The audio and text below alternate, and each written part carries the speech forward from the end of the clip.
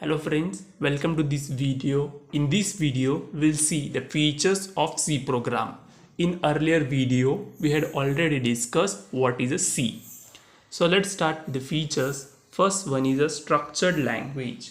So what is a structured language? Structured language means instead of writing the whole code once, we can write the code in the sections or parts. Okay.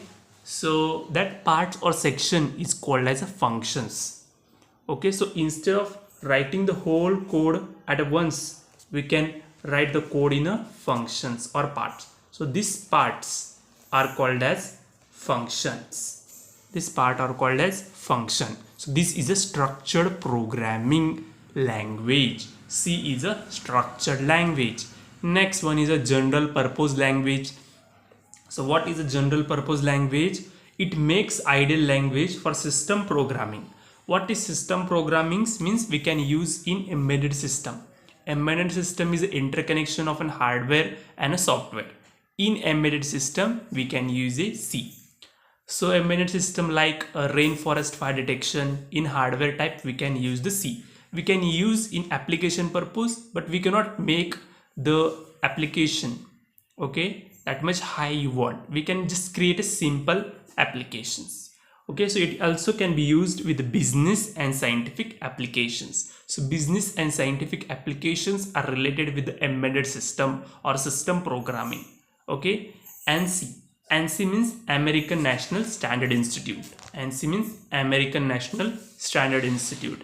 ANSI established a standard for C in 1983. So the C was created or developed at 1972. ANSI established standard for C in 1983 and it was adopted later in 1990.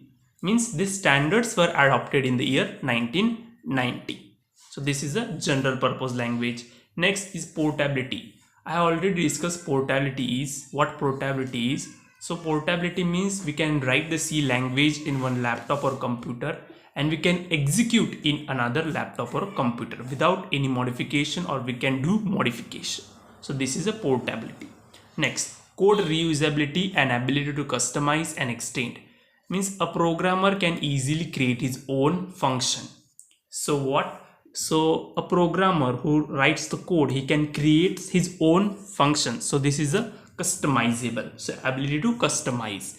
Okay, C program is basically collection of functions. We know it is a collection of functions, so it is called as a structured language.